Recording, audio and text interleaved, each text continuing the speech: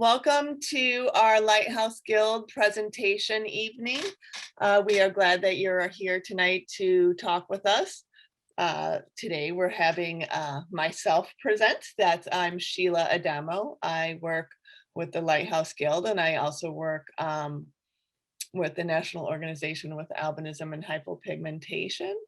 I also work at a mental health center doing individual and couples counseling. I have been around the low vision field for over 20 years. As a volunteer, a professional, and a parent. So I have a 23-year-old son with albinism. So I have been around, like I said, this community for a very long time. So this is a very important session in my eyes.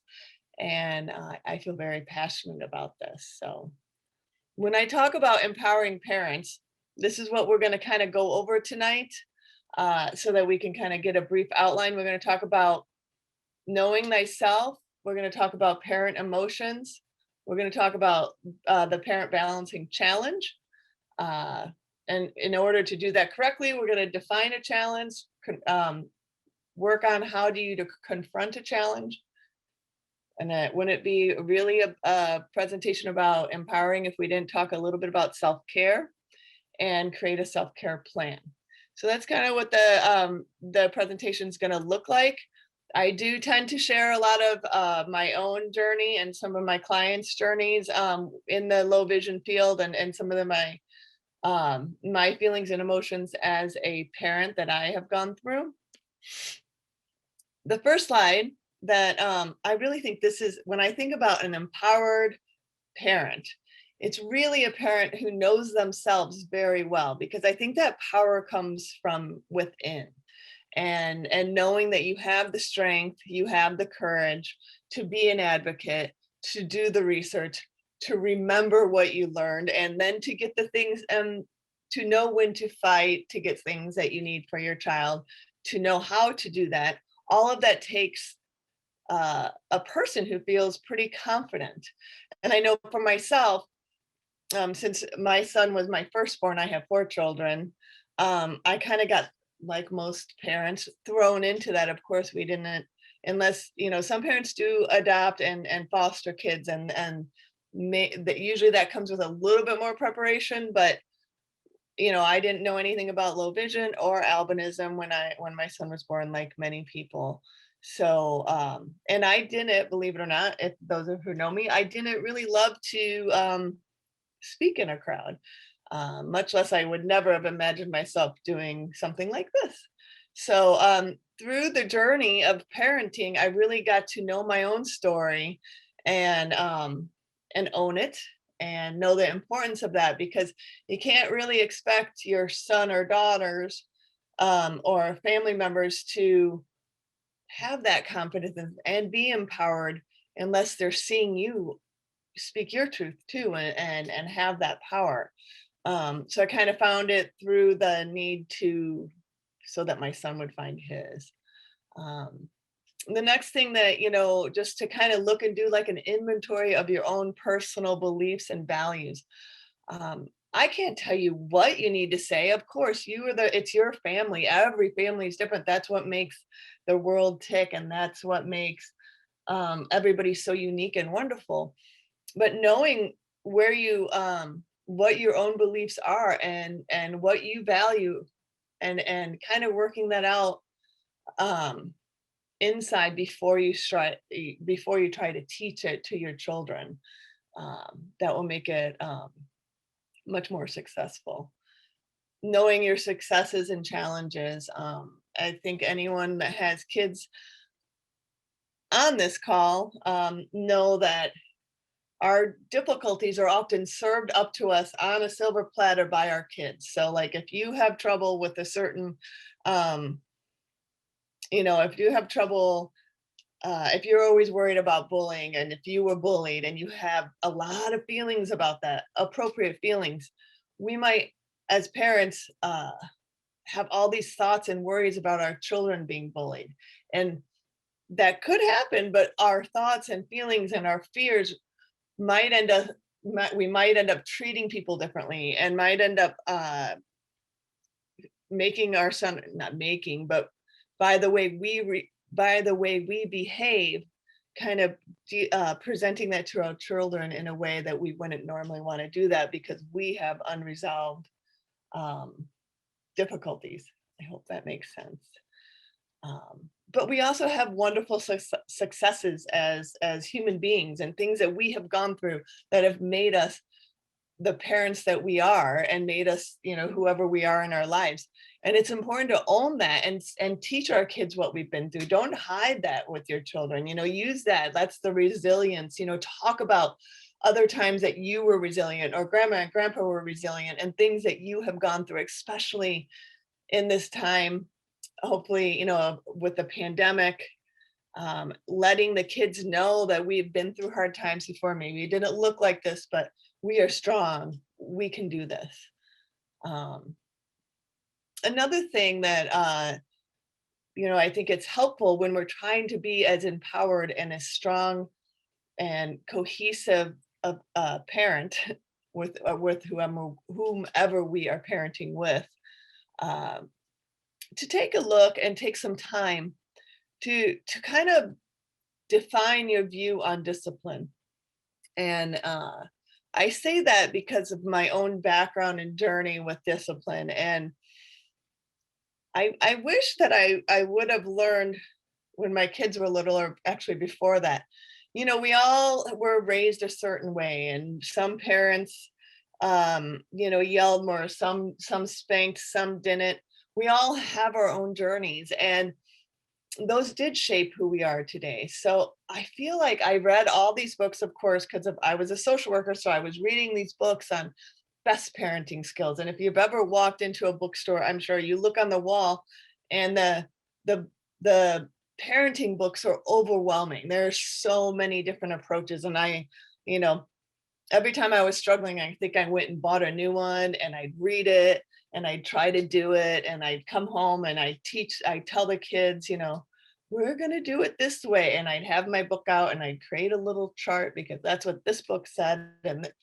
And all of that is good. But what I didn't value then was my own personality, my own way of doing things. I'm not a chart person. I don't like doing them. And so every plan I ever made with a chart, or it always ended up failing. So what I'm just saying in here is value who you are, and make more of you, learn from your challenges, but don't hide that from your kids either. And if you find you're having trouble with um, a certain behavior or certain things, seek some help, talk to somebody if it's overwhelming, or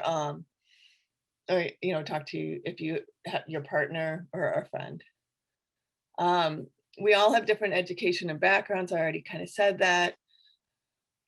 Depending on how old depending on how old your child is, we all have triggers, and it's important to know your triggers and know how you respond. Triggers our kids can trigger us in all different ways, and with the wisdom becomes power. And if we know it, then we can control the way we're triggered, so that we're more empowered to stay the course, and parent the way that we would like to, instead of parenting out of strong emotions because we're triggered. And then we're going to talk, the next slide, we're going to really talk about feelings and how that impacts our parenting. And then take a look at your friendships and your support systems, and make sure that you were supported as a person. And with that, I would just like to say, all of us obviously on this call either have a child with a visual impairment, love a child with a visual impairment, or work with kids with visual impairments, and parents. And I think I wish that as a parent now, that I was more prepared for the journey of like self-doubt that I had, and a little, and we'll talk about the anger. These are all these feelings that we come up with within our friendship systems, of our friends that maybe we grew up with, or maybe or maybe even our siblings that are having kids at the same time that don't have a visual impairment or whatever the diagnosis that we're dealing with.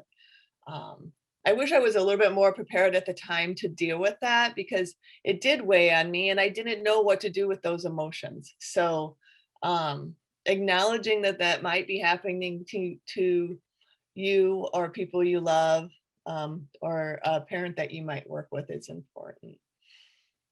So those are all the uh, things that make us who we are and make us into the unique, empowered person that we are. And then I just like this slide. So, you know, making the decision to have a child is monumentous. It's to decide forever to have your heart go walking around outside your body. Then so if so then we become so now we're aware of ourselves and now oftentimes we have this little baby who is unprotected. So then we arch up and we want to and now there's a visual impairment, so sometimes we want to like build a wall around them and no one's going to hurt this baby or no one's going to hurt my son and no one's going to bully my son and or we're going to give him everything that he needs to be successful, and all of those are good things. um and we just got to acknowledge that we might over respond at first because really out of love.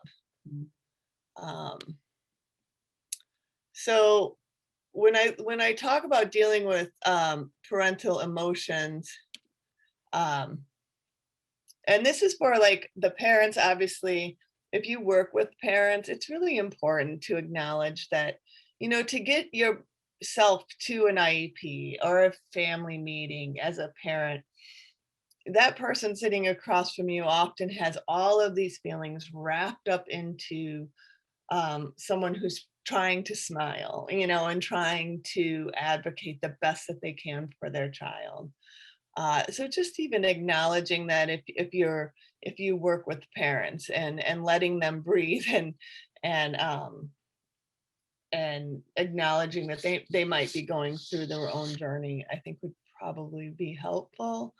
Um, because some of the emotions that we as parents need to learn to deal with so that we can be a strong advocate, so that we can be there for our child when they are talking about their visual impairment and talking about their differences that they have with their peers and learning all those fabulous skills that the O&M and the TVIs and all of the people who help our children give them.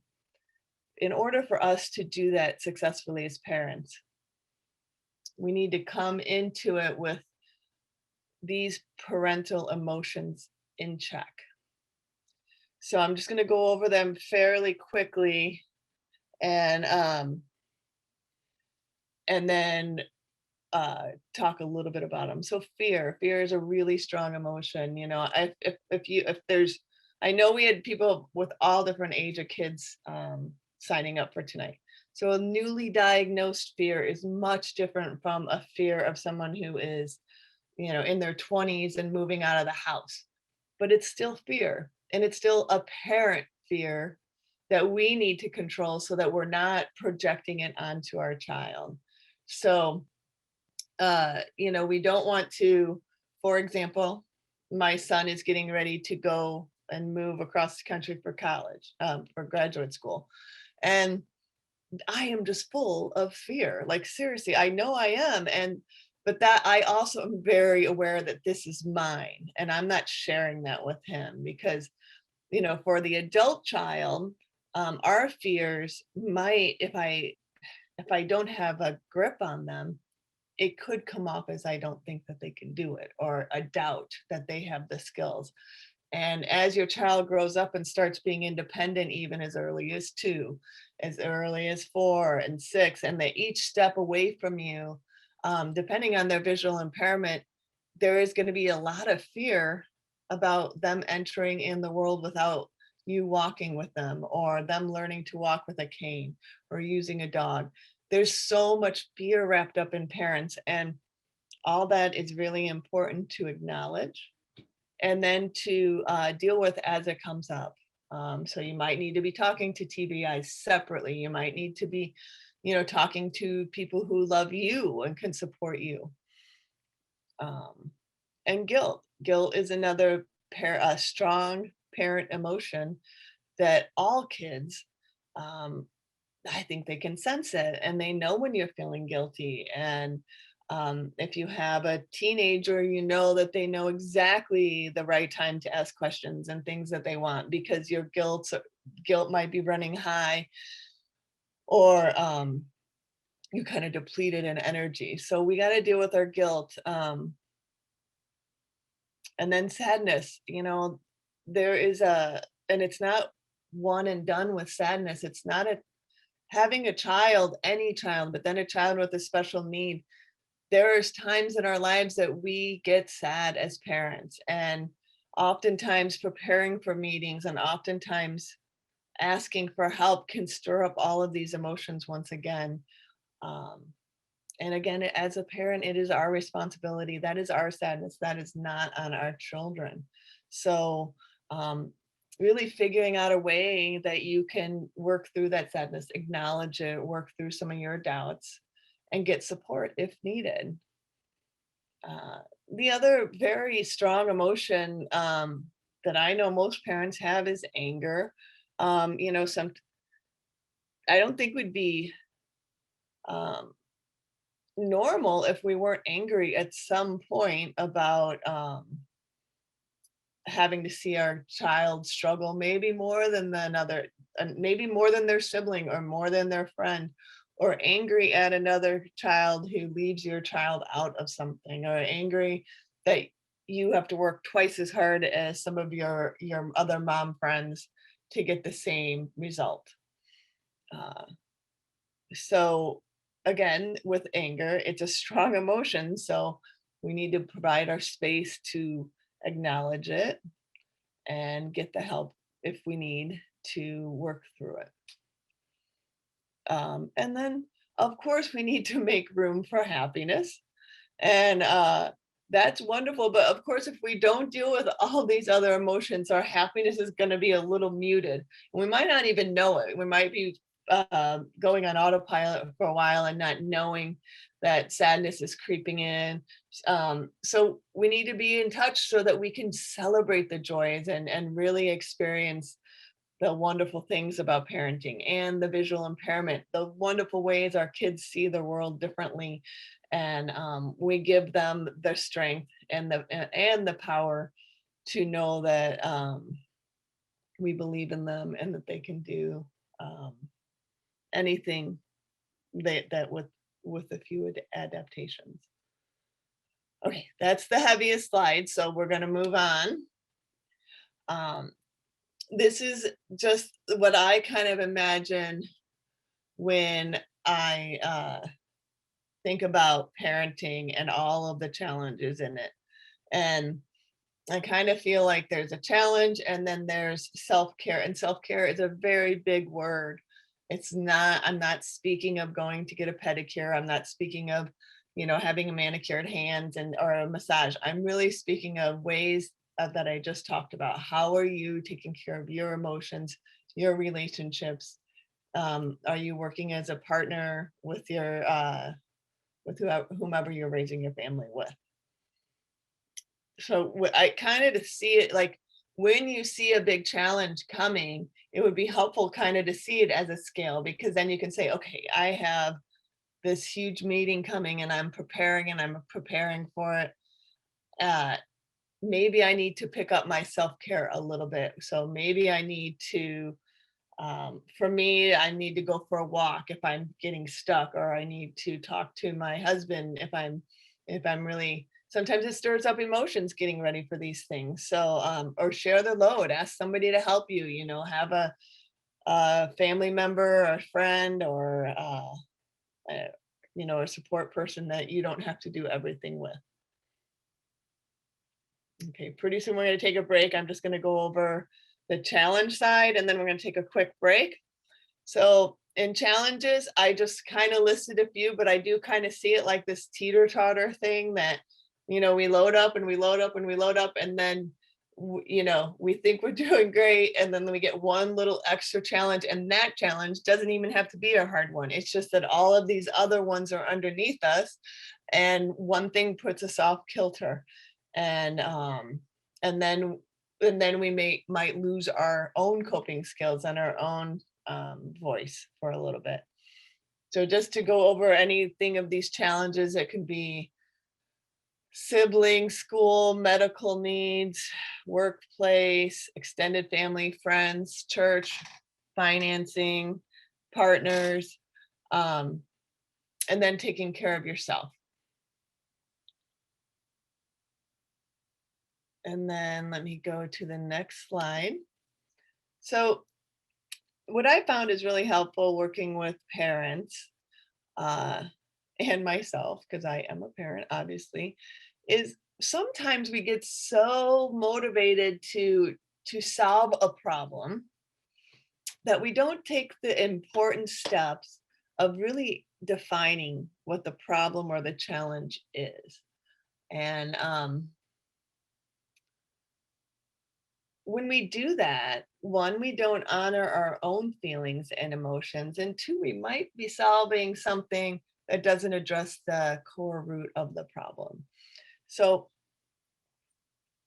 in defining the challenge, what I found is helpful, and this can be helpful depending on the age of your child. I really think even at a young age, you can pull this out. And, you know, even with an easy challenge like playing a game or losing a game, you can say, okay, and you can kind of get used to talking in these terms, because it is empowering to own when you clearly define a challenge. That's really empowering for you and for whomever you're talking to. So let's talk about first, you say my challenge. So let's say for the course of this call that your challenge is because we're in a pandemic, let's say, because our kids with visual impairments aren't getting their needs met through the online school. I know that's visually they're fatiguing. You don't feel like they're not, you know, the vision services had been backed out. You're feeling in a corner because you have to work. This is a huge challenge, right? And oftentimes, unless we pick it apart, we're going to go barreling in to try to get everything and not clearly own it. So that's the challenge. And then the next step is, how do you feel when you think about this challenge? So this is those I statements and those feelings. Uh, you know, I feel overwhelmed. I feel scared that my kid's slipping behind everybody else. I am angry that he has to work twice as hard as the other peer at school, and he's not understanding it. Um, I know some kids like feel, oh, well, the parent feels they hear a story about something that happened online, and then anger can really get intense. So you have to acknowledge it before you try to solve that problem. And again, try to distinguish between your feeling and your child's feeling. If it's your anger, that's your responsibility. So before you go running in, you need to kind of deal with that in any way that you can. Um, and then in order to deal with it, you have to kind of address, you kind of got to dig deeper into it and say, what thoughts am I having when I think about this challenge? Um, this can be a very quick thing, or it can spiral down fairly quickly, and you can see how um, you can actually see how angry you might be and that you haven't dealt with in a very long time. So in this situation, maybe if I've kind of been going at automatic pilot and moving along and not dealing with my own anger at times, I might be thinking, this school doesn't care about my son. Why, you know, I'm not a good parent because this is happening. Why can't I stay home and help my son? Why do I not even want to do this schoolwork? I have no interest in learning math again. Um, so all of those things are really important, you know, and oftentimes once you start paying attention, the thoughts can kind of spiral down. We call it into um, maybe I'm not strong enough, I'm not good enough. This is all on the parent. And we want to get at those thoughts if you're having them, so that you can be empowered, right? We don't want you feeling responsible, and we don't want you not feeling empowered and strong when we're trying to solve a challenge. And then the next thing I want you to look at is, how are you currently behaving when you're confronted with this challenge? Our kids are really smart. Um, they pick up on our voices, they pick up on our behaviors, they pick up on everything. Even very little kids do, and especially these visually impaired kids. My son, one of four, the one with the visual impairment, he always knew, even from a very young age, he could tell in my voice. Now, he couldn't tell me he was doing this, but I'll tell you what, when I was starting to get a little upset about something, the first person to leave and go downstairs and stay away from me was my son. He knew, he was very smart, and he could tell it in just a tweak of my voice that I was having a hard time. So for me to look at, how am I behaving? Am I talking too much? That's a key for me. I mean, it's kind of funny because I'm talking a lot here, but like with my kids, if I start to over explain, um, I'm responding from my feelings, not from the situation. So it's important to look at that. So if we look at how you're behaving with the IEP process, are you sending, everyone's different. Are you sending multiple emails, or have you escalated very quickly to the principal? Or are you avoiding? Are you not doing anything? Everybody's different. So there's no right or wrong. It's just knowing who you are so you can adjust those if you need to. Okay, so now we've kind of filled this out. And again, this can be used for kids very, very nicely. Then confronting your challenge. So you take all that from the other page, and then you make a statement of challenge. So I feel overwhelmed, insecure, scared, and angry that my son's needs aren't getting met at school. I feel that, and then I could get a little bit more detailed in exactly how his needs weren't being met, let's say. So that's different than just barreling in. What can you do about it? So now you're sitting down, hopefully with one other person, and you're saying, what can I do? What is in your control and what is not in your control? You cannot control the pandemic. You can control your behavior and your kids' behavior, hopefully. So what can you do? You can ask for help. You can send emails. You can call a meeting, those kind of things. So then what do you need from others? So this is an important one. And, like if you're a professional working with a family, you can always kind of bring this out to empower your families, that there are things that they can do. There are ways that they can, that you can help them, and narrowing it down and letting them take steps, know that there's steps to be taken, that they can be supported. So what do you need from others? You might need your partner to go to the meetings with you. Sometimes it feels like you're all alone, so pull in people. Sometimes there's people waiting and they don't know, so they don't ask. So just asking people to help. Grandparents are good for that if they're available.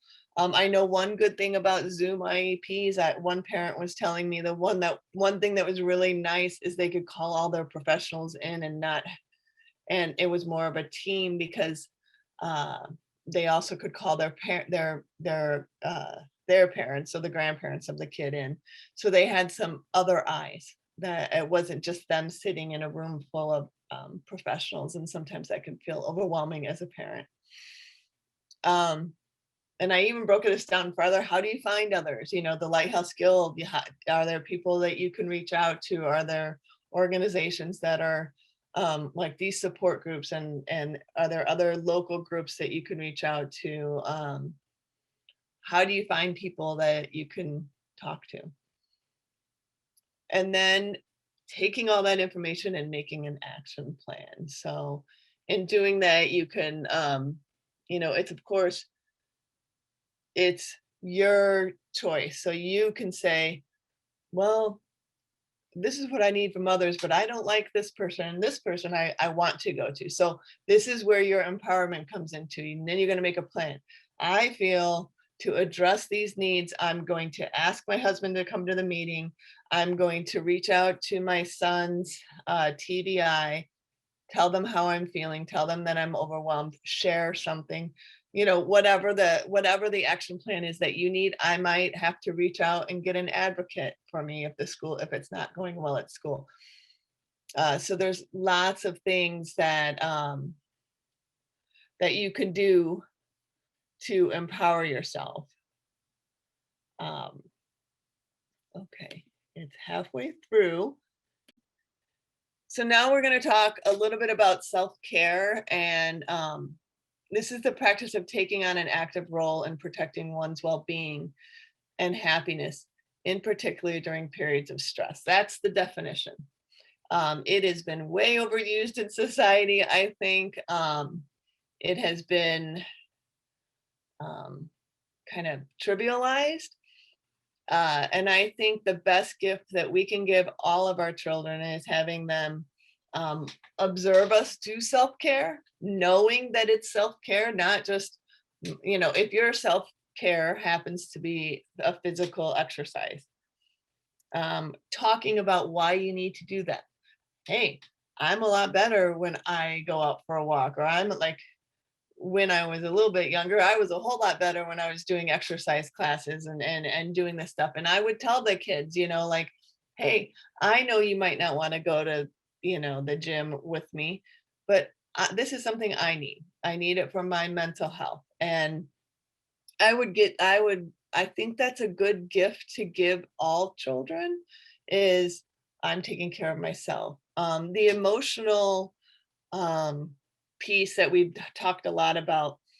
The one other thing I'd like to say about that is taking care of yourself is not engaging in an emotional discussion when you are unable to do it. And as a parent, we have the right to say things like, hey, I need to think about this. I'm going to talk to you about this tomorrow. Like if you're really upset about something that's happened or really sad, any of those feelings,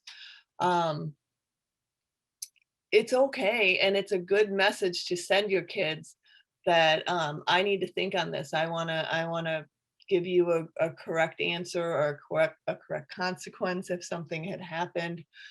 So I'm going to think on this and let you know tomorrow. It's also okay if your kid's struggling, if they're safe and struggling, and you're not in a good place, to tell them that, say, hey, I need 10 minutes. I really want to hear what you're going to say, but I need to get myself in a place that I can listen.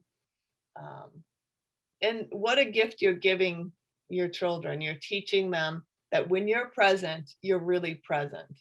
And you're in charge of your own emotions and they're in charge of theirs. So I implore you to start thinking like that. And as your kids get older, and start sharing information with you, the other trick that I had to out loud practice saying is, do you want my advice or do you just want me to listen? Many times they really just want you to listen. And if you know that going in, then you can listen and you can watch yourself. You can say, oh, I'm getting really angry that someone treated them like this. But if you don't listen to your child, that they just want to share this with you, they're going to stop sharing. So, and we don't want that. So I think it's really important that you ask their permission. Now, if you hear something that you need to address, that's different. But if your child is just really upset about a situation with a friend that is making you really angry, if you want them to tell you that again, you need to listen to what they want you to do. You can ask, would you like me to help you address this issue? Do you want to know what I have to think? What I'm thinking? But if they say no, you need to start respecting that. So that's how you're taking care of yourself emotionally and your child, because I don't know about you, but if you engage in that conversation and you're not in a good emotional space, it never goes well. There's You're not addressing the core issue, and the anger or whatever strong emotion you has usually takes over. You can hand them the sheet and tell them to fill it out, and you'll talk about it in the morning. But uh, and then you have to build the trust that you have to. If you say you can't do it, but you really want to know, you really do have to make sure you don't forget and that you go back and check in with them. So real quickly, we did these the self-care broken down into emotional, physical, spiritual, mental, practical, and social.